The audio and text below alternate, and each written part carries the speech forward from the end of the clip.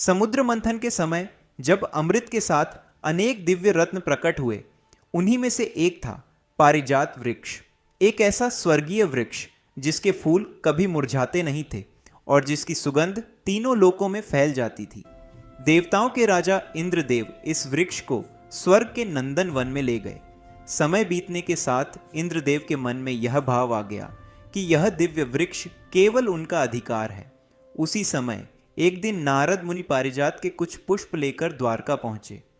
भगवान श्री कृष्ण ने वे पुष्प महारानी रुक्मिणी को दे दिए।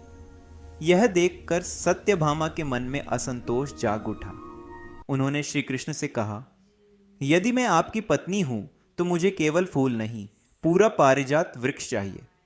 श्री कृष्ण मंद मुस्कुराए। वे समझ चुके थे यह केवल इच्छा नहीं बल्कि इंद्रदेव के अहंकार की परीक्षा है। भगवान श्री कृष्ण सत्यभामा के साथ गरुड़ पर सवार होकर स्वर्गलोक पहुंचे। नंदन वन में खड़ा पारिजात अपनी दिव्य आभा बिखेर रहा था। बिना किसी अनुमति के श्री कृष्ण ने उस वृक्ष को मूल सहित उखाड़ लिया। यह देखकर इंद्रदेव क्रोधित हो उठे।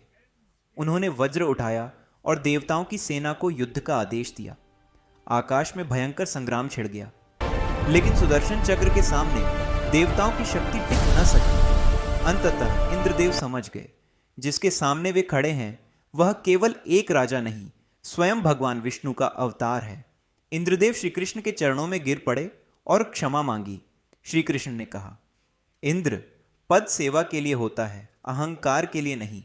इसके बाद पारिजात वृक्ष द्वारका लाया गया और सत्यभामा के महल में रोपा गया।